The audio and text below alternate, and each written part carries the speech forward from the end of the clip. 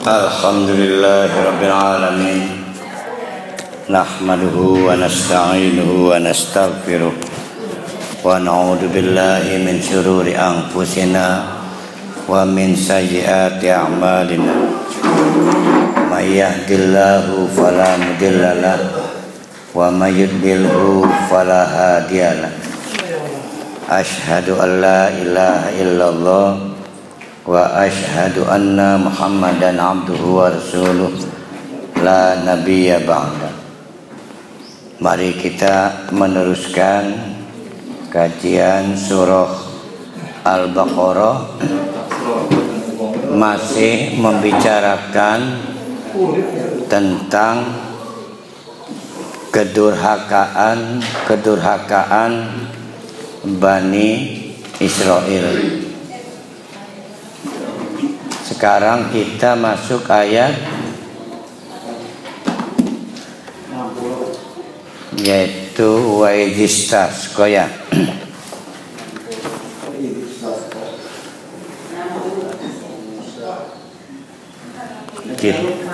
Nah, kita akan diingatkan kembali oleh Allah, yaitu ketika Bani Israel baru cekeneh diselamatkan oleh Allah dari penjajahan Fir'aun. Wa idistasqa Musa liqaumihi faqul nadrib bi'asakal hajar fangfajarat minhu isnata asyrata ainan qad alima kullu unasin masyrabahum kulu washrabu mir rizqillah wala ta'saw fil ardi mufsidin. Wa'id, dan ingatlah, yang diminta mengingat pada waktu itu adalah sisa-sisa Bani Israel di Madinah dan juga umat Nabi Muhammad. Kepada sisa Bani Israel diingatkan agar jangan sampai lupa. Kepada umat Nabi Muhammad diingatkan supaya menjadi ingatan terus. Wa'id, dan ingatlah, istasqa, pada waktu memintakan istisqa, paceklik, kemarau, Bani Israel merengek kepada Musa agar dimintakan turun hujan.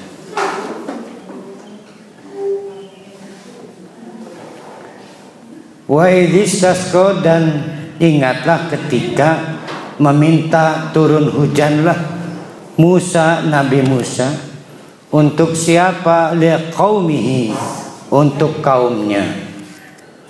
Fakulna, maka kami berfirman, berarti Allah melalui Nabi Musa, idrib bi'asakal hajar, agar tongkatmu yang ada di tangan Nabi Musa itu dipukulkan al-hajaro, pada sebuah batu. Demikianlah akhirnya tongkat itu dipukulkan tanpa butuh waktu lama. Berarti tidak butuh waktu lama. Fajarat, maka dibaca fang fajarat, maka terpancarlah minhu, berarti minal hajari, dari batu itu. Apa yang terpancar? Isnata asyrata ainan, 12 mata air. Qad alima, di mana sungguh telah tahu, kullu unasin, setiap satu suku dari Bani Israel. Ada berapa suku Bani Israel itu? 12. Setiap satu anak dari Nabi Yakub membawa satu gerombol manusia atau disebut suku.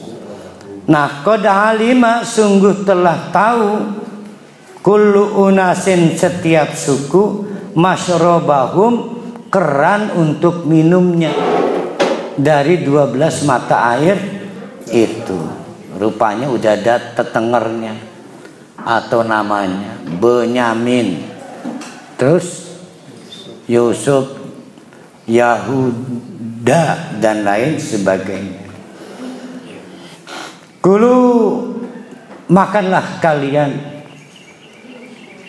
washrabu, dan minumlah kalian, mirizkillah, ini dari rizki Allah, wala ta'sau fil ardi mufsidin. Apa ta'sau itu? Itu mufsidinnya. Wala ta'sau, dan janganlah kalian melampaui batas sehingga menimbulkan kerusakan. Setiap satu suku sudah ada lapaknya tuh. Ya, jangan sampai sikutan, gontok-gontokan. Timbulnya pelampauan batas itu ketika ada batasnya. Nah, penyakit Bani Israel dan sehingga disebut Yahudi karena suka melampaui batas. Nah, kegiatan melampaui batas karena dibatasi oleh Allah. Satu saat nanti akan terjadi, begitu dibatasi, malah ini timbul pelanggaran. Nah, nanti ketemu ayatnya.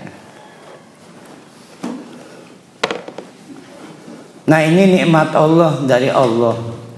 Nikmat Allah itu adalah sesuatu yang sangat dibutuhkan. Kepepet pengen nguyuh, berarti apa kok? Kebelet. Memang kita ini unik, orang bisa senguyuh-nguyuh ya. Maka kudu gelati tempat nyumpet. Coba kalau kucing atau tinggal nguyuh beser. Nah, kita dipersulit oleh adab kita. Maka ketika ketemu tempat yang pas, Allahu Akbar, itulah nikmat terbesar. Ya, tidak ada, senajan orang kaya raya punya uang miliaran, dikantongi uangnya, nikmat terbesarnya bukan sedang ngantongi uang, tapi bisa kencing di tempat yang dia nyaman, tidak terlihat orang. Begitu juga pada saat kemarau, nikmat terbesarnya itu dapat air. Mau dikasih, mau nyuri, itu nggak penting. Yang penting ada air. Dan seterusnya. Nah, Allah ingin mengingatkan memori Bani Israel bahwa itu nikmat terbesarnya. Sebab kalau tidak ada air, mungkin estafeta Bani Israel terputus, mati kabeh, mati kabeh. Tapi dengan adanya air itu, maka regenerasi Bani Israel berlanjut. Siapa yang bisa mengenang soal air di masa musim paceklik itu? Siapa? Ayo, siapa yang bisa mengingat? Ya, anak cucunya, keturunannya. Maka anak cucunya cerita, untung ya ende atau abah atau orang tua bengen kakek nenek dapat kiriman air. Kalau nggak dapat kiriman air, maka kita tidak ada sekarang. Nah, Allah mengingatkan ini kepada anak cucu berikutnya di Madinah karena menjadi jalan keluar regenerasi itu. Sebab kalau cuma kemarau dan ada yang dapat airnya, biasa kali di Gunung Kidul juga tiap tahun ada. Tapi nggak istimewa. Nah, ini istimewa. Maka disebut nikmat terbesar. Wa'id, dan ingatlah Kultum, pada waktu kalian semua, hai Bani Israel, berkata, ya Musa, Nabi Musa, lan nasbir, mal bakal kuat kami ini, tidak puas kami ini, ala ta'amin wahidin, kalau terus menerus satu menu makanan. Pengennya lebih dari adanya. Oke, nggak ada masalah. Namanya Bani Israel kan umat pilihan. Memang layak mengeluh karena mereka punya kebiasaan apa-apa terpenuhi. Fad'u, tolong dong sampaikan lana, untuk kepentingan kami. Perhatikan kalimatnya, bukan Rabbana. Kalau saya datang ke Kiai, ke Abuya, Kiai tolong sih omong nih Allah, Allah saya, Allah Abuya. Tuh mas, saya minta tolong ke Abuya karena tahu diri kami ini bukan siapa-siapa. Nah maka saya ngomongnya Tuhan kah? Nah ini Bani Israel datang ke Abuya, Abuya, kamu kan yang punya hubungan dekat dengan Allah, dan itu jagoan kamu kan. Tolong kalau emang jagoan kamu, mintain dong ke Tuhan kamu tuh. Saya pengen ini sayuran basah. Maka dibuat Rabbaka. Kan kamu doang yang ngomong dia Tuhan. Saya emang gak ngejagoin ini. Nah itu mental Bani Israel. Maka perhatikan di situ, fad'u lana Rabbaka, bukan fad'u lana Rabbana. Jadi loyalitas pada Allah yang samanya nggak terjadi. Rasa hormat pada Allah yang samanya nggak terjadi. Boleh jadi kurang ajar Bani Israel. Hei Musa, cuma kamu kan yang ngejagoin dia. Gitu loh. Yang mengelulukan dia itu Allah kan cuma kamu. Sekarang buktikan bahwa dia Allah kamu yang jagoan. Tolong mintain deh mobil. Gitu. Itulah Bani Israel ya.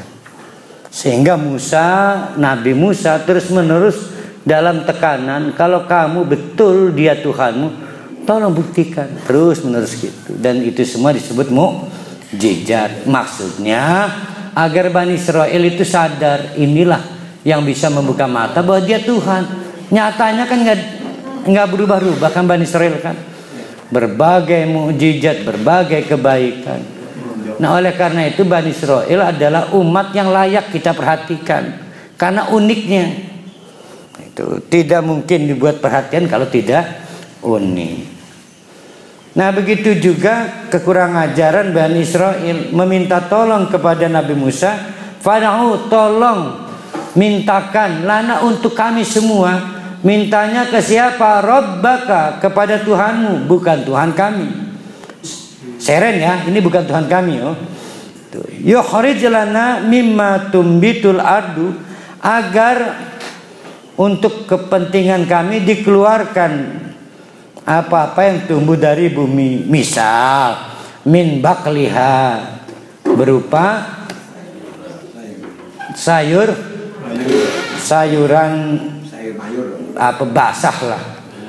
Wa kisaiha, juga apa kisaiha itu? Bonteng. Ada yang menyebut bonteng, ayam timun, tapi ini bebilas jadi bonteng. Wa fumiha, dan juga ini maksudnya bawang putih ini obat. Jadi tumbuh-tumbuhan untuk kepentingan obatan. Wa adasiha, juga yang buat minum-minuman, kacang merah. Jadi ada yang dari tumbuh-tumbuhan untuk kepentingan lalap obat-obatan, ada yang bisa di juicer untuk minuman, tapi ada juga wabasoliha, bawang merah untuk gurih-gurihan lah. Pokoknya sesuatu yang teger lah. Karena hal-hal sepele begitu mintanya kepada yang paling puncak. Jadi bagi orang Bani Israel layak disebut Tuhan kalau memenuhi kebutuhan sesuai keinginannya. Maka layak dapat ijazah Tuhan. Nah, Tuhannya Nabi Musa, Allah Subhanahu wa taala ini diperlakukan tidak senonoh juga oleh Bani Israel. Pertanyaannya, wanten temenkun Bani Israel, ora wedi kualat, ora wedi ini tah apa? Azab gitu. Nah, rupanya sudah berkali-kali dimaafkan terus Bani Israel kian. Sehingga yakin mereka itu mual bakal kita diperlakukan sama seperti kaum Ad, mual bakal kita diperlakukan sama dengan kaum Samud, karena kita adalah umat pilihan. Justru azab terbesarnya ketika Baitul Maqdis dipindah. Itu azab terbesarnya karena dianggap berakhirlah kontrak sebagai umat pilihan. Qala, maka berkatalah Nabi Musa, atastabdiluna alladhi huwa adna billadhi huwa khair? Apakah kalian minta untuk digantikan sesuatu yang dia itu mudah didapat dengan sesuatu yang terbaik, yang lebih baik? Jadi ur asal sekesed anane lah. Ya, kalau sekedar apa yang ready belum tentu yang terbaik. Tapi kalau kamu mau, maka kami carikan juga yang terbaik. Wih, enak bener Bani Israel. Ya. Ibitu misron fa inna lakum ma sa'altum. Kalau kamu tidak bersyukur dengan apa yang diberikan, kalian datang ke Mesir, kota besar, maka apa saja ada untuk kalian di sana. Karena pada waktu itu Mesir dianggap sebagai ibu kota. Sama dengan Jakarta, tidak punya pohon duren, hanya duren. Jangan Jakarta nggak punya pohon duren. Duren anak baik setiap bulan, setiap saat, dan berbagai jenis merek duren. Bahkan di Jakarta misal tidak ada apa kan? Kesemek lakaan banyak. Jadi ada cerita lucu orang Baduy mengagumi Jakarta. Yang sakti itu bukan orang Baduy, ketong Baduy. Yang sakti orang Jakarta.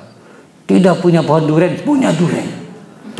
Tidak punya pohon woni, punya woni. Sementara orang Baduy setengah mati pengen di duren. Nandur dipit nonggoni. Sehingga orang Baduy nganggep sing sakti kan orang Jakarta.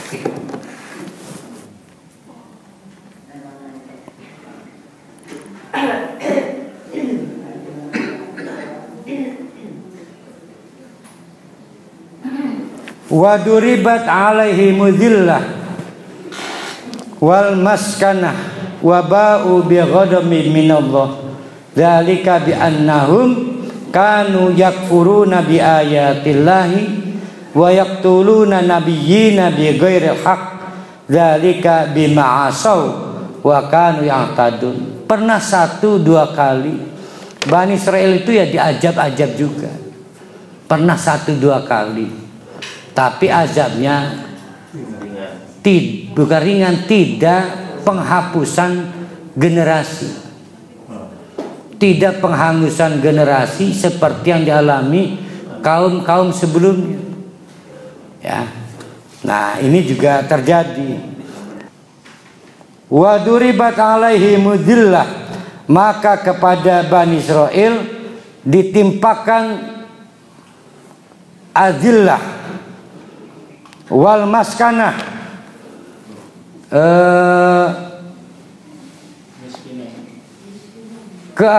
paceklik yang menyebabkan mereka tidak bisa melakukan kegiatan ekonomi dan transportasi, sehingga ketika disuruh berangkat ke Mesir juga nggak mampu tuh. Jadi impor nggak bisa, impor barang dari Mesir. Ini paceklik terhebat yang pernah dialami Bani Israel di tempat itu. Waba'u bi ghadabi minallah, sehingga setiap kali pengiriman delegasi untuk bantuan, pembelian produk dan sebagainya dilaporkan menghasilkan zong nihil, kosong. Mereka selalu pulang dengan tangan hampa, bi ghadabi minallah, sebagai bentuk kemurkaan Allah. Jadi waba'u bi ghadabi minallah ini dalam rangka pengiriman delegasi-delegasi ke berbagai daerah untuk menanggulangi paceklik. Itu lo mungkin zaman Sikim minta bantuan vaksin segala kan. Nah itu pernah episode itu dialami dalam suatu bangsa seperti Bani Israel. Azab yang paling modern itu adalah ketika tidak mendapat dukungan dari bangsa-bangsa lain untuk mendapatkan jalan keluar. Dzalika bi annahum kanu yakfuruna bi ayatillahi wa yaqtuluna nabiyyina bi ghairil haqqi. Itu mereka terima oleh Bani Israel puncak azab. Banding ya, berarti azab kaum Ad dihancurkan. Ya kaumnya dihancurkan, kotanya dihancurkan, ininya lah regenerasinya. Tidak ada yang meneruskan kaum Ad. Begitu juga kaum Samud. Itu puncaknya. Puncaknya Bani Israel adalah paceklik tanpa dukungan bangsa-bangsa lain. Nah itu puncaknya itu. Itu disebabkan mereka itu yakfuruna bi ayatillahi, mengingkari ayat-ayat Allah, juga punya rekor membunuh nabi-nabi bi ghairil haqqi, dengan tanpa alasan yang benar. Dzalika bima asaw wa kanu ya'tadun. Itulah bentuk kedurhakaan mereka. Wa kanu, dan mereka itu terbukti yang taduna, yang tada melampaui garis dan batasan yang telah diatur oleh Allah. Nah itu pernah mereka lakukan juga di zaman Nabi Daud, yang kita kenal dengan peristiwa hari Sabat itu. Innalladzina amanu, sesungguhnya siapapun yang mengimani Allah dan Nabi pada saat itu, walladzina hadu, walaupun mereka dari kalangan Yahudi, wan nasara, dan dari kalangan Nasrani, sobiina, dan kalangan sobiin, adalah man, orang, ini kesimpulan Allah, adalah kelompok orang amanah yang beriman billahi, kepada Allah, wal yaumil akhir, dan hari akhir, wa amila solihan, dan beramal soleh. Mau latar belakangnya Yahudi, mau latar belakangnya Nasrani, mau latar belakangnya sobiin, apalagi mukminin itu. Ada 4 tuh ya. Selama mereka mengerjakan 3 hal, man amana billah wal yaumil akhir wa amila salihan falahum ajruhum 'inda rabbihim, dijamin masuk surga. Sehingga kalau kita baca, apakah kita orang mukmin, apakah kita orang Yahudi, apakah kita orang Nasrani, dan juga as-sabiin, siapapun di antara 4 kelompok itu, man amana, yang beriman billahi, kepada Allah, wal yaumil akhir, dan seluruh rukun-rukun keimanan, ya, wa amila solihan, lalu membuktikannya dengan amal yang soleh, falahum ajruhum 'inda rabbihim, maka mereka mendapatkan surga. Pada zaman Nabi Isa, yang paling sempurna adalah beriman kepada Allah, dan rukun iman termasuk Nabi Isa plus amal soleh. Pada zaman Nabi Daud begitu. Sekarang yang jadi masalah, surat Al-Baqarah turun tahun 2 Hijriah, masa akhir dari Bani Israel, masa awal umat Nabi Muhammad. Sehingga cara membacanya begini: kalau kalian memang beragama Nasrani, kalau kalian beragama Yahudi, kalau kalian beragama as-sabiin, maka saat ini kalian harus beriman kepada Allah dan Nabi Muhammad dan Quran, kitab Allah. Tapi tidak disalahkan jejak dahulunya, enggak. Berarti dari kalangan umat Islam, Bani Israel juga ada yang masuk Islam. Dari Nasrani ada, nggak ada masalah. Yang penting sekarang kalian beriman kepada Allah, beriman kepada Nabi yang sekarang, Nabi Muhammad. Walaupun pernah beriman Nabi Isa, pernah beriman Nabi Daud dan lain sebagainya, plus beramal soleh. Ex Nasrani boleh, ex Yahudi boleh. Walahum yahzanun, dan tidak perlu juga bersedih hati. Takut, apa yang ditakuti? Masa depan sesuatu yang belum terlihat. Iya dini, bukan udah diterima Allah. Klipe ex Yahudi. Jangan takut. Semua akan sama selama beramal soleh. Sedih terhadap masa lalu. Nggak ada orang sedih terhadap masa depan tuh, nggak ada. Kenapa kamu nangis? Saya ingat nanti saya, kayak sudah tahu aja nantinya kamu. Ya. Jadi sedih itu terhadap sesuatu yang pernah terjadi. Kenapa sedih? Ingat bengen Taurat. Ya. Jangan khawatir, sudah dihapus oleh Allah. Itu jangan takut terhadap masa depan karena kamu seolah-olah bukan umat unggulan. Semua sama selama beriman pada Allah, Nabi Muhammad dan Al-Quran. Jangan sedih terhadap masa lalu kita.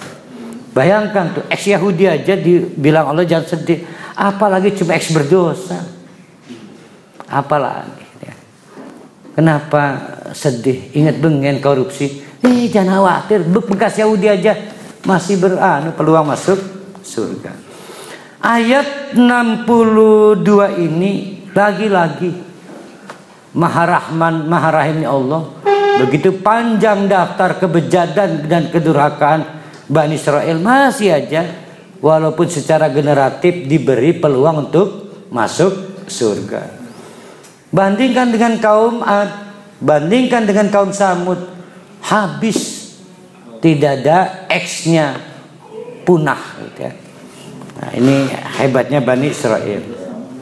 Wa'id, dan ingatlah. Oh, ini juga lebih dramatis lagi nih. Belum pernah dialami umat Nabi Muhammad. Suatu hari, wa'id, ingatlah, hei siapapun, akhadna mitsaqakum, pada waktu Bani Israel diminta pertanggungjawaban pada perjanjian dan komitmen mereka. Ternyata saking percaya dirinya Bani Israel pernah sukses lolos dari azab, untuk kali ini dianggap Allah juga nakal, mempermainkan komitmen mereka dengan Allah. Maka ditakut-takuti oleh Allah, dipresur. Cara presurnya adalah warafa'na fawqakumut tur, menurut sementara sebagian tafsir, sampai Allah mengangkat sebuah gunung bernama Gunung Tur. Kebayang gak gunungnya diangkat? Gunungnya diangkat, yaitu sebuah gunung dekat Palestina, dekat Syam. Sehingga orang-orang Bani Israel itu terus-menerus lihat gunung itu. Ayo, kalau kamu nggak komitmen, saya jatuhkan gunung ini. Lalu kemudian membentuk karakter kaifiat sujudnya, sholatnya Yahudi. Sehingga sholat Yahudi itu pada saat sujudnya itu kepalanya dimiringkan. Yaitu satu mata harus melihat ke atas, ting kubating gunungnya rigel, atau dijatuhkan Allah. Satu mata kudu melihat, wasjudu, memang disuruh bersujud. Wasjudu. Sampai sekarang. Kembali Maha Rahman, Maha Rahim Allah. Kan ayo sir. Berarti kan gak sebenarnya tuh. Ya. Sampai sekarang tidak ada riwayat gunung itu pernah dijatuhkan menimpa kaum Bani Israel, pernah. Itu Maha Rahman, Maha Rahim Allah. Khudu ma atainakum biquwwah. Ayo. Kalau kamu tidak serius terhadap perjanjian kami, memegang teguh lebih kuat dengan kuat sungguh hati, saya jatuhkan ini gunung ini. Saya jatuhkan. Wadkuru ma fihi, ayo ingat-ingat apa saja diktum-diktum yang tertuang di dalamnya. Ayo ingat-ingat. La'allakum tattaqun, supaya kalian dapat melindungi diri, wiqayah, dari azab. Artinya apa? Ayo, kalau kamu nggak serius memegang teguh perjanjian, saya jatuhkan ini. Kalau kamu ingin wiqayah, tattaqun, tidak kena azab, ya udah penuhi komitmennya. Nah, sebut tattaqun, cuma diartikannya wedi ya. La'allakum tattaqun, mudah-mudahan kalian tidak kena azab, terlindungi. Summa tawallaitum min ba'di dzalika falaula fadlullah alaikum wa rahmatuhu lakuntum minal khasirin. Inilah pembuktiannya. Akhirnya dimaafkan Bani Israel, sampai sebegitunya parah mereka itu berdusta, durhaka. Maka summa tawallaitum, setelah Allah tidak menjatuhkan gunung atau azab, ngulang lagi, summa tawallaitum, kumat mani membang di dalika, setelah jauh periode itu ingkar lagi pada perjanjian dengan Allah, kumat lagi. Falaula fadlullah alaikum wa rahmatuhu, lamun tah bukan karena anugerah Allah, lamun tah kalau bukan karena rahmat Allah, lakuntum minal khasirin, maka pasti kalian akan menjadi bangsa umat yang al-khasirin, serba merugi, baik di dunia, pacalek-kliknya tidak akan ditolong, kemiskinannya tidak akan ditolong, apalagi di akhirat. Tapi sekarang mereka menjadi umat yang pulih. Lihat ayat sebelumnya, seberapa kotornya keyahudian kamu, kalau sekarang beriman kepada Allah, sekarang beriman kepada Nabi Muhammad, dijamin dapat surga. Apalagi membuktikan dengan amal soleh. Seberapa kotornya Yahudi kamu. Ya, ini hebatnya orang Bani Israel.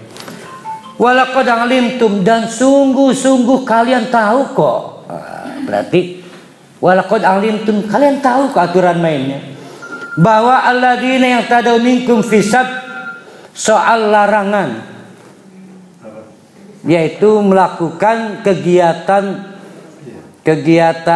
kerja, kegiatan material, ekonomi hari Sabtu, karena telah ditetapkan oleh Allah untuk Bani Israel hari beribadahnya hari Sabtu. Sementara umat Nabi Muhammad supaya aja pade kelanu Bani Israel, dirubah hari ibadahnya, bukan Sabtu tapi hari Jumat. Maka hanya ada 2 hari itu aja yang di dalam Al-Quran ditetapkan hari ibadah. Hari Sabtu untuk Bani Israel, hari Jumat untuk umat Islam. Yang lainnya nggak ada tuh. Hari Ahad berbisahan. Bulan ibadah cuma 1 dari 12 bulan nama. Dari 12 nama bulan, hanya 1 bulan ibadah, yaitu bulan Ramadan. Jadi di Al-Quran itu ada waktu yang spesial beribadah. Ada waktu bulanan namanya Ramadan, ada waktu harian namanya Jumat dan Sabtu. Jumat untuk umat Nabi Muhammad, Sabtu untuk Bani Israel. Harus dihormati Sabtunya, itu punya Bani Israel ya. Kalau sekarang masih ada Bani Israel, yaitu hari ibadah yang Sabtu. Disebut hari ibadah karena itu istimewa. Cuma hari Jumat yang amal ibadahnya istimewa. Cuma hari Sabtu yang amal ibadah istimewa. Karena yang istimewa dalam seminggu cuma 1, maka 6 hari tersisa harus serius. Sebab nilai penggandanya nggak istimewa Jumat dan Sabtu. Paham kan? Jadi kalau disebut ada hari istimewa, maka hari yang lain harus kita yang mengistimewakan. Oleh Allah diistimewakan Jumat dengan penggandaan pahala. Maka di luar Jumat kita ingin mengistimewakan. Karena kita tidak bisa mengistimewakan pahala, maka 2 kali lipat, 3 kali lipat amalnya. Nah, itu teori tentang. Begitu juga bulan. Karena hanya Ramadan dilipat gandakan amal oleh Allah, maka 11 bulan lainnya kita yang mengistimewakan. Karena kita tidak bisa mengistimewakan dengan melipat gandakan pahala, dengan melipat gandakan amal. Jadi istilah istimewa. Iki mah kebalik, seriusin ya Ramadan doang. Salah, sing liyane kudu lebih serius. Ya. Logikanya begitu. Maka cari akal, karena hari Sabtu dinyatakan hari ibadah, maka tidak boleh untuk hari kerja. Berarti hari kerjanya Minggu, Senin, Selasa, Rabu, Kamis, Jumat. Sabtu tidak boleh kerja, hanya boleh ibadah. Nah, maka terjadilah sesuatu yang tidak diinginkan. Seperti biasa, mereka ini tinggal di antara Syam dengan Madinah, namanya Kampung Aikah. Nabinya episode Nabi Daud. Jadi nabinya lagi Nabi Daud. Nah, mereka ini tidak lain adalah masyarakat pesisir, tapi Bani Israel pada saat tinggal di pesisir. Sehari-hari kegiatannya mencari ikan. Sayang disayang, sudah lama mereka tidak beruntung. Pendapatan ikan Senin tidak mengcover kebutuhan. Selasa padubai, Rebu padubai, Kamis padubai, Jumat padubai. Di suatu periode tiba-tiba hanya Sabtu yang menggiurkan. Ikan mendekat ke daratan dan besar-besar. Kadingaran iki. Tapi mereka ingat perjanjiannya. Sudah bertahun-tahun, belasan tahun, puluhan tahun, Sabtu itu adalah hari ibadah. Tidak boleh kerja, udah boleh mikir material, hanya boleh salat dan ibadah lainnya. Nah, maka mencari akal, salah seorang ada inovator. Begini aja, kita akali Allah, terlihat tidak melanggar, tapi kita dapat keuntungan dari Sabtu. Maka mereka merancang jaring pukat. Jaring pukat itu berarti teknologi Bani Israel. Setiap ikan masuk tidak bisa keluar. Ini teori pertama. Karena teori keduanya mereka gawe bubu, yaitu bubu daratan, kayak gawe bubu urang. Jadi ketika air itu pasang, julet kan mancing di darat kok. Orang bisa metuman. Ini mah jaring pukat terapung. Dipasang Jumat kan tidak melanggar karena hari kerja. Diambil Sabtu Minggu, masangnya Jumat, kerja masangnya Jumat, melanggar nggak? Nggak. Kerja ngambilnya Minggu, Sabtu mah ibadah doang. Maka ditegur oleh Allah, sirma ngakali Allah doang. Walaupun Sabtu itu tidak kerja, hanya kerja masang Jumat, kerja ngambil Minggu, tapi menghalalkan sesuatu yang diharamkan Allah, yaitu ikan hari Sabtu itu hukumnya haram. Mau diakalani hari apa saja, maka mereka dihukumi menghalalkan yang diharamkan oleh Allah. Itu soal Sabtu. Jadi soal metode kerjanya nggak melanggar mereka, enggak. Karena bekerja bukan di hari ibadah, tapi menyebabkannya haram jadi halal, itu persoalan. Fakulna lahum, maka Allah berkata kepada mereka, kunu, kun fayakun, ini maksudnya kun fayakun, kunu qiradatan khasiin, jadilah kalian kera yang menghinakan. Yang paling kuat tafsirnya memang jadi kera, memang benar-benar jadi kera, dan al-khasiin yang terhina. Beberapa hari kemudian keranya sembuh. Jadi ada manusia yang bulu-bulunya tumbuh, kulit-kulitnya tumbuh bulu. Maka juga di bagian pantatnya, duburnya ada ekornya. Terus jadi kerak, mukanya jadi kerak. 3 hari kemudian sembuh. Nah, tidak semua orang diazab seperti itu. Yang tingkat kenakalan di hari satunya gede aja. Nah, maka Bani Israel yang tidak kena azab ngelelewe. Kerak. Maka mereka disebut isim, memohon, nangis. Jauh kita mentobat lah, sampai kemudian 3 hari kemudian sembuh dari kerak. Faja'alnaha, kami jadikan demikian itu, nakalan itu sebagai hukuman. Nakalan itu hukuman sing ora elok-eloke. Nakalan lima baina yadaiha, ini bukan karena hari itu kejahatannya, tetapi kejahatan hari itu wa ma khalfaha, juga supaya tidak terjadi lagi kejahatan serupa untuk orang-orang berikutnya kita. Wa ma wa'idatan lil muttaqin, tapi bagi orang yang bertakwa juga sebagai pelajaran. Apa yang dimaksud pelajaran itu? Bisa jadi kita ngalami, cuma ini mah bukan menghibur ya. Lamun Yahudi kan betul-betul kulitnya berbulu, mukanya berubah jadi monyet, dari duburnya timbul buntut. Tapi untuk kita, kalau melakukan kejahatan, urdu kisin, apa urdu kisin ini? Gali Jumat dia ngewarung baik. Jumat hari ibadah bukan? Iki mejojong bing warung, warteg, arannya birohalah, bukan rohali, bukan birohalah. Mungkin jadi kirdun yang kayak Yahudi Bani Israel, tidak. Tapi sifatnya kan mungkin untuk zaman kita.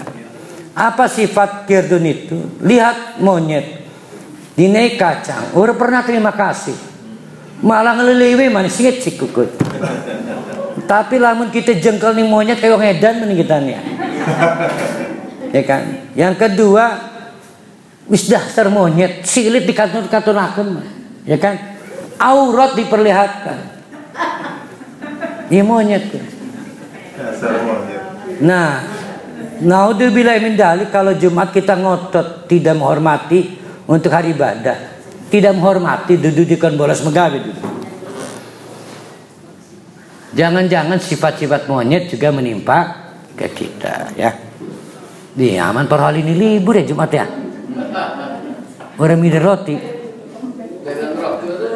isuk mendagang baik lah isuk.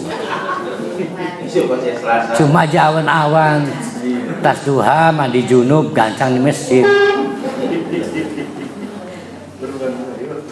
Wa'id kula, dan ingat-ingat pula lah, hei sisa-sisa Bani Israel di Madinah, juga umat Nabi Muhammad, supaya kalian tahu. Qala, pada waktu berkatalah siapa Musa, Nabi Musa, liqaumihi, kepada Bani Israel yang diaku bukan orang lain tapi dulure, liqaumihi, kepada kaumnya. Apa ngomongnya? Innallaha ya'murukum an tadbahu baqaratan. Setelah terjadi konflik sosial, saling konflik, saling tuduh menuduh antar kampung yang satu dengan kampung yang lain tentang siapa yang bertanggung jawab. Ada orang paling kaya di Bani Israel mati. Siapa nih yang membunuh ini? Jadi suatu kali ada cerita begini. Di Bani Israel ada orang paling kaya, tapi mandul, sehingga diduga tidak ada keturunan yang menjadi pewarisnya. Wis mandul, rabine mati pisan. Siapa pewarisnya itu? Ternyata satu-satunya pewaris atau calon pewaris keponakan tiwas paling mesakat yang Yahudi man. Jadi mamange wong paling sugih, keponakan wong paling mesakan.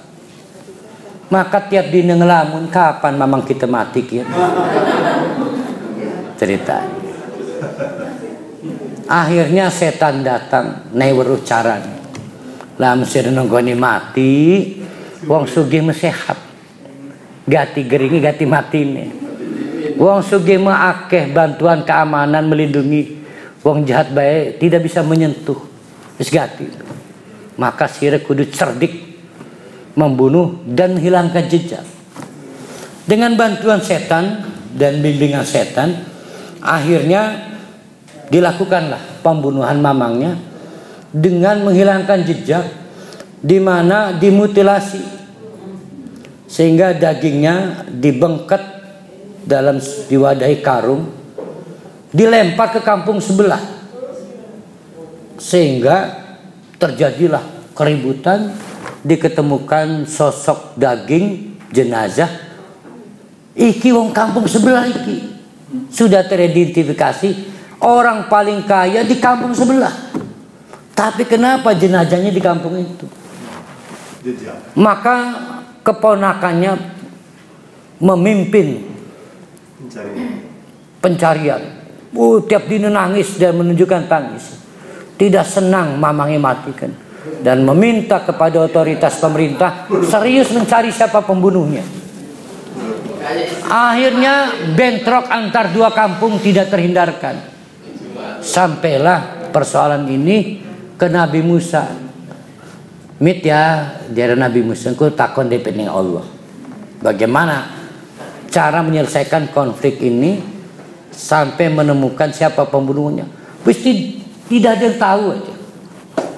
Kampung sebelah menuduh akal-akalan kampung sebelah, tapi kampung sebelah tidak bisa mengelak karena memang barang bukti ada di kampung sebelah dalam bentuk jasadnya. Maka Nabi Musa dapat wahyu dari Allah. Wa'id, dan ingatlah kalian. Qala, pada waktu berkatalah Musa, Nabi Musa, liqaumi, kepada kaumnya, begini ajalah untuk menyelesaikan tuntas persoalan kalian. Innallaha, sesungguhnya Allah, ya'murukum an tadbahu baqarah, itu meminta kalian berkorban, menyembelih seekor. Nah, nama surat ini Al-Baqarah ini. Sapi bukan betina, gewadon. Perhatikan Baqarah di situ tanpa alif lam. Ya, sejak awal diinformasikan sapi apa baik. Sepenting dudu lanang. Pokoknya sapi apa baik wadon, arep lurik tah kuning coklat, abang bebas, tua enom bebas, bahkan arep kincet guru papu. Tapi ini statusnya adalah kurban, mengulang kasus yang disebut anak-anaknya Nabi Adam. Kan disuruh kurban juga kan. Qalu, akhirnya mereka berkata, a'attahiduna hujuan.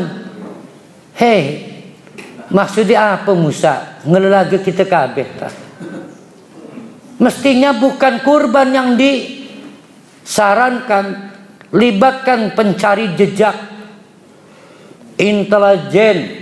Kalau perlu dukun-dukun, kalau mau tahu siapa pembunuh, aja gawe sing urur bae sih. Nanti kami dipermalukan. Orang-orang katanya, lihat tuh, pugu warganya hilang, gelati pembunuhnya malah sibuk nyembelih sapi. Orang nyambung coy. Ya. Itu yang dimaksud dengan hujuan. Jadi jangan membuat kami kayak orang ketelimbang.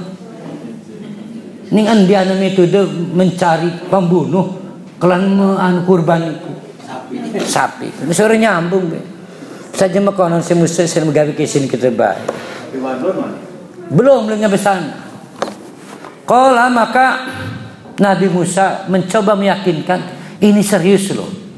Memang terlihat memalukan gawe wong ketelimbang, tapi ini asli dari Allah.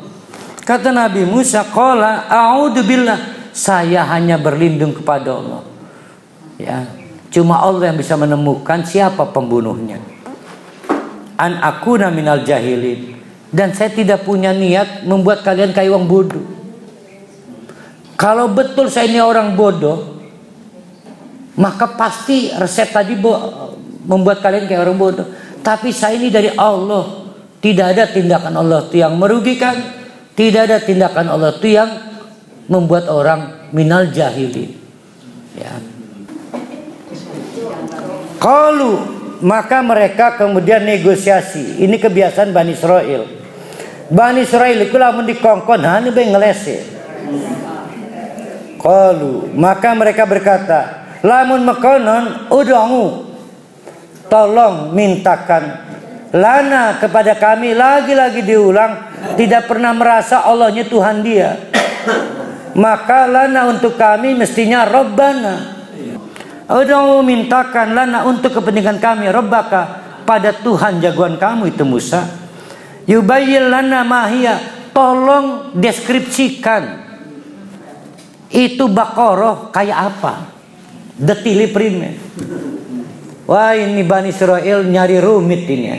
Udah dibuat mudah, Baqarah isim nakirah tanpa alif lam, abu baik. Nah, ini dasar orang Bani Israel, minta rumit. Qala, maka Nabi Musa menjawab, innahu, itu Baqarah, sesungguhnya Allah yaqulu, innahu, setuhune Allah itu yaqulu berkata, innaha, bahwa yang dimaksud adalah Baqarah sapi bertele-tele memanjang, make Allah dulu. Gimana itu suasana kebatinan Nabi Musa? Jengkel gitu, jengkel. Mesti Nabi Musa lur sih metakan masalah sapi. Ke sapi ini makenen. Ini nama Nabi Musa ngejawabnya, tolong ya cekel omongan kita ke Allah itu. Jadi Nabi Musa marah karena ngelihat Bani Israel rewel berkebina-bina. Bukan ngeyel gelati serumit bela.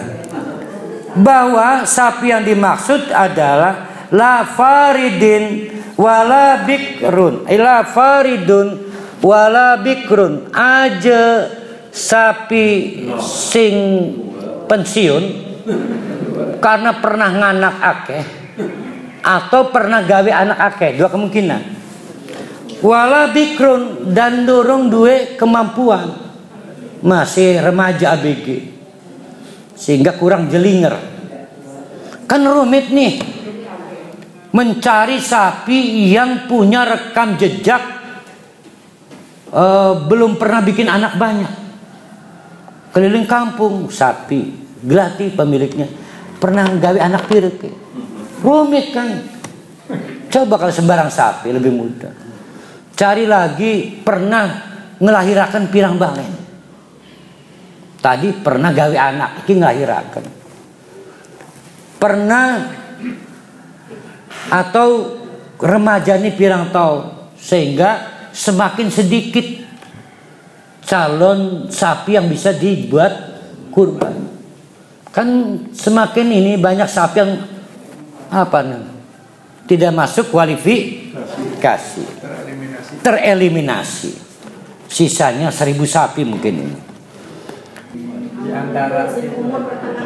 Oh iya, awanun, tidak terlalu tua, tidak terlalu ABG, baina dzalika, kira-kira di tengah-tengah itulah. Berarti ada 3 kualifikasi nih. Tambah sulit lagi. Tapi yang terpenting adalah ujung ayat ini. Seolah-olah Nabi Musa, wisilam bisa majerewel, fafalu ma tumarun. Coba sih kerjakan yang diperintahkan Allah.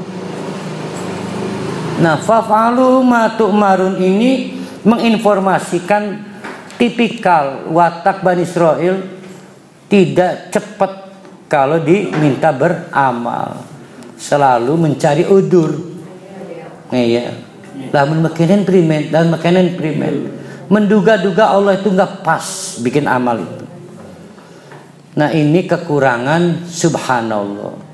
Jadi orang Bani Israel itu tauhidnya kurang, memahami hubungan dengan Allah selalu materialis. kalau menguntungkan. Yang kedua selalu sesuai dengan akal itu. Rasionalis, harus sesuai akal. Tapi akal manusia yang terbatas. Tuh. Yang ketiga adalah harus bisa menjaga gengsi disebutkan. Prestis, stylish. Tuh. Bahkan kalau perlu pakai sarung jangan kayak orang kampung dia misal. Itu memperhatikan 3 hal itu.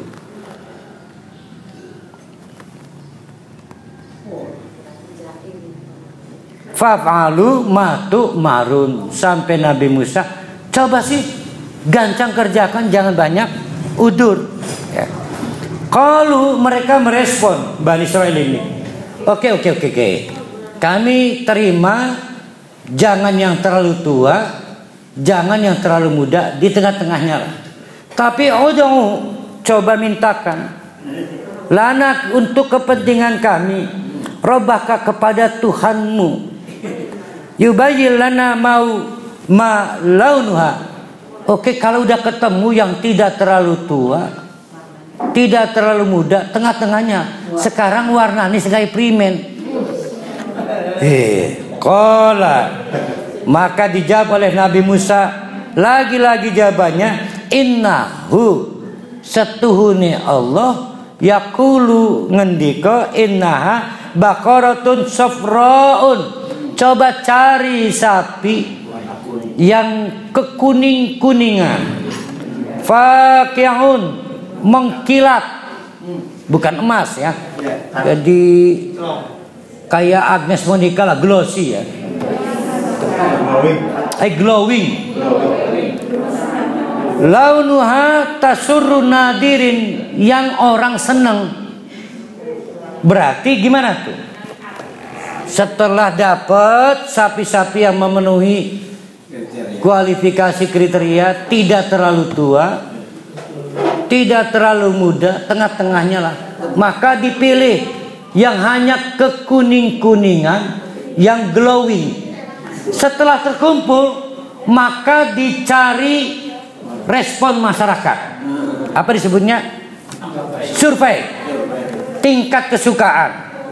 Maka keliling, terpilih misalnya 50 sapi. Kamu memilih yang mana? Sapi-sapi.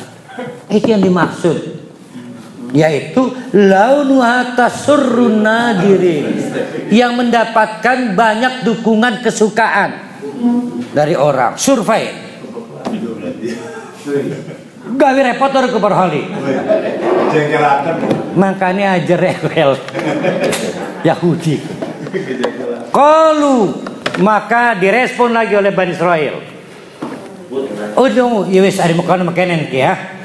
Tolong mintakan kepada Allah lana untuk kepentingan kami, Rabbaka kepada Tuhanmu, yubayyin lana mahia.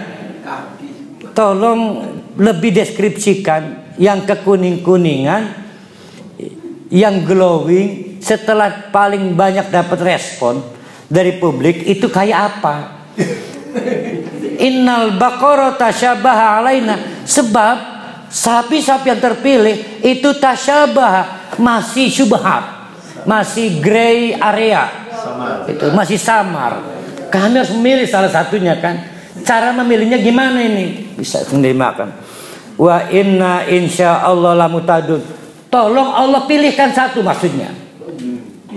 Itu yang kami nggak ragu. Insya Allah lamutadun, maka dengan cara itu kami menganggap dapat petunjuk. Paham gak ini? Allah dipaksa memilih. Dibalik sekarang, nggak kurang ajar. Allahu Akbar ya. Allah dipaksa memilih, kurang ajar. Kalau pengen kami gunakan petunjuk, dibalik logikanya ini. Maka tidak boleh kita berdoa, ya Allah, kalau engkau tidak menolongku, orang tua saya sembuh, mungkin tidak ada gunanya ibadah saya. Kan sering orangnya. Ya Allah, tolong pulangkan suami saya. Kalau suami saya tidak pulang, apa artinya ibadah saya selama ini? Itu hanya hamba yang jendel itu.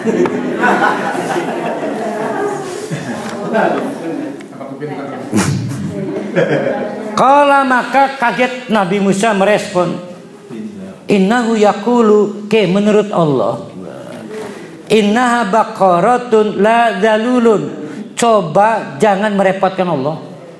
Kata Allah, tolong pilihkan. Kata Allah, tolong pilihkan yang tidak punya rekam pegel, ya, urat-uratnya lemes, tidak terlihat jejak bekas ngeluku, yaitu mengolah tanah.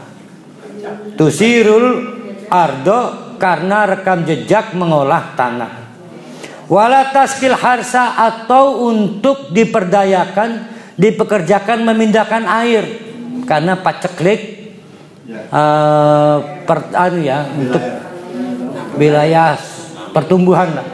Di zaman itu kerbau dikasih kantong memindahkan air. Jadi urat-uratnya tidak tegang, lemes, mungkin terbiasa nari gini. Musallamatun, cekas, sehat, cekas, tidak bekas ada kurapan. Allah tolong pilihkan itu yang Allah pengen pilih. La syiata fiha, yang tidak punya pitak, belang. Qalu, maka mereka berkata, al-ana jitu bil haqqi fadzabahuha wa makadu yaf'ulun. Kalau mekenen ke lan mekenen, saya udah dapat barangnya yang benar, al-haq, menurut kesukaan Allah. Maka disembelihlah, yang membuat kami siap nyembelih Baqarah itu. Sambil ngomong mekenen, hampir kejadiannya.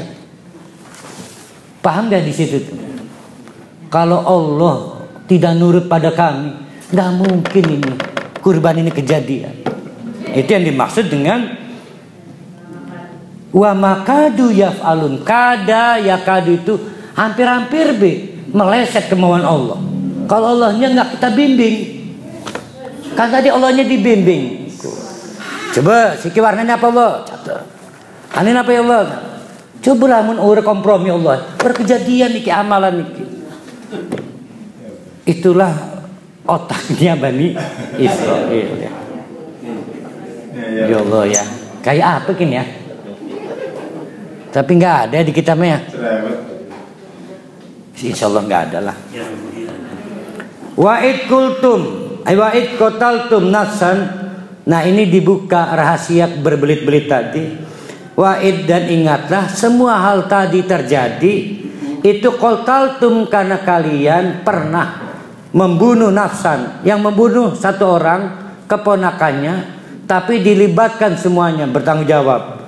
Maka digunakan kata kotaltum. Kalian semua bertanggung jawab atas terbunuhnya nafsan seseorang. Fadaroktum fiha, yang membuat kalian saling curiga, saling menuduh satu sama lain. Siapa pembunuhnya? Wallahu mukhrijum ma kuntum taktumun. Maka Allah akhirnya yang mengungkap apa yang kalian sembunyikan. Akhirnya si sapi itu disembelih, dagingnya dipisah-pisah. Nah, satu bagian daging akhirnya dipukulkan ke jenazah yang ada di dalam karung itu. Ajaib qadarullah, menyatu lagi dagingnya, membentuk lagi jadi orang urip. Kaget kabeh yang menonton, semua hening. Maka si jenazah yang hidup lagi ini ngomong, sing mateni kita sirohala. Kan rahala mau tukang warteg kan. Mati plak maning. Maka semua akhirnya kaget, mengarahkan pandangan kepada keponakannya. Sekarang dia tidak bisa lagi membangun drama selama-lamanya. Kenapa? Wallahu mukhrijum ma kuntum taktumun. Yang kalian sembunyikan akhirnya terungkap oleh Allah. Bagaimana caranya? Fakulna, maka kami minta idribu bibang diha, coba sebagian daging pukulkan kepada mayit itu. Kadzalika yuhyillah, demikianlah cara Allah menghidupkan jasad itu, al mauta, jenazah itu, wa yurikum ayatihi la'allakum taqilun, dan memperlihatkan tanda-tanda kebesaran Allah sehingga terungkap nama pembunuhnya itu. La'allakum taqilun, coba mikir sih, sing berkuasa satu. Apakah rangkaian-rangkaian pemilihan warna segala? Bukan. Ini Allah yang berkuasa. Jadi akhirnya orang Yahudi numpang panggung. Nah iki coba lamun Allah ora kompromi, tidak kerjasama, tidak mungkin dapat sapi yang bisa menghidupkan orang. Wis ora bae.